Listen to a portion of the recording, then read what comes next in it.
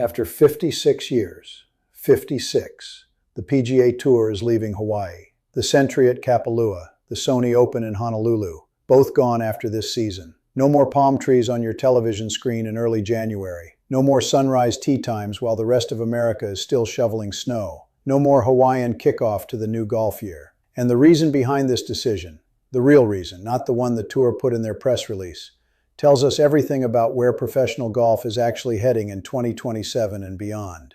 I have been watching the PGA Tour's Hawaii swing since I was a young woman. I remember Ernie Els sweeping both events in 2003. I remember Isao Aoki holing out from the fairway for eagle in 1983. I remember what those 2 weeks meant to me every single January. And I have got some thoughts about this decision that I want to share with you today. Let me tell you exactly what happened. On Monday, April 20th, just 3 days ago, the PGA Tour quietly informed 2 staff members at Kapalua that the Sentry would not be returning in 2027. ESPN confirmed the decision later that day. Then the PGA Tour released their official statement thanking Kapalua, Maui County, and the state of Hawaii for what they called their longtime support. Polite, professional, thoroughly corporate. But here's what that statement did not tell you. The Sentry has been in Maui since 1999. The Sony Open has been played continuously at Waialae Country Club in Honolulu since 1971. That is 56 uninterrupted years of PGA Tour golf in Hawaii. And this decision ends all of it with a single press release. Now, there are real reasons behind this move. I want to give them their fair hearing. The Sentry was actually canceled at the start of this year because the grass on the plantation course at Kapalua was dying. A water dispute between the Kapalua ownership and the company that operates a century-old water delivery system on Maui escalated during a severe drought. The fairways browned out. The course could not be played. So the Sony Open at Waialae became the season opener this year instead, and Chris Gotterup won it in January. The Sony Open was also in the final year of its sponsorship deal. Sponsorship was expiring. Water was running out. Logistics were expensive.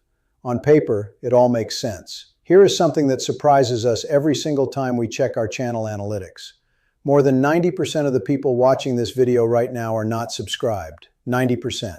And when the PGA Tour makes a decision this big, walking away from 56 years of tradition in Hawaii, that is the exact kind of story that should not just disappear into a news cycle. If you grew up watching those January tournaments the way I did, subscribe to the channel, hit the bell, share this video with one golf fan who loved the Hawaii swing. Now let's continue. So here is where I want to tell you what I actually think. Because the paper reasons are not the whole story. The real story is this. The PGA Tour is changing. CEO Brian Rolapp has been openly talking about a revamped schedule for 2027 since the Players' Championship in March. The goal is more iconic venues, more fan-accessible locations, more television-friendly markets, fewer expensive, far-flung events. Torrey Pines in San Diego is rumored to be the new home for the Sentry. Sony Open might move to the PGA Tour Champions schedule, partnering with the Mitsubishi Electric Championship on the Big Island to keep some kind of Hawaii presence on the Senior Tour. Those are the plans on the drawing board, and I will be honest with you, I understand the business logic. Shipping equipment across the Pacific is expensive. Maui's population is sparse, which means the galleries have always been on the smaller side. Kapalua's mountainous terrain limited corporate hospitality. The Hawaii events were reportedly among the costliest on the tour's calendar. From a spreadsheet perspective, the decision is defensible. From a spreadsheet perspective. But sports, and specifically this sport, are not made on spreadsheets.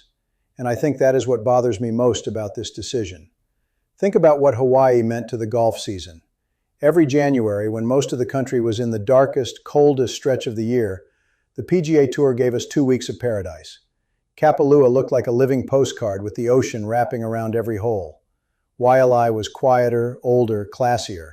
Palm trees lining the fairways, the Pacific sparkling beyond the 18th green. For many of us, those 2 weeks were not just tournaments. They were how we warmed up our winter. They were how we reminded ourselves that golf season was about to return. They were a promise, delivered every single year for over half a century.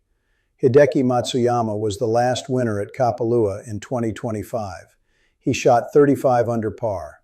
That is the all-time PGA Tour scoring record relative to par. The very last edition of the Sentry gave us history, and now the tournament is gone. I do not want to be overly sentimental here. I know schedules change. I know business realities matter. But there is something particular about losing this tradition that bothers me.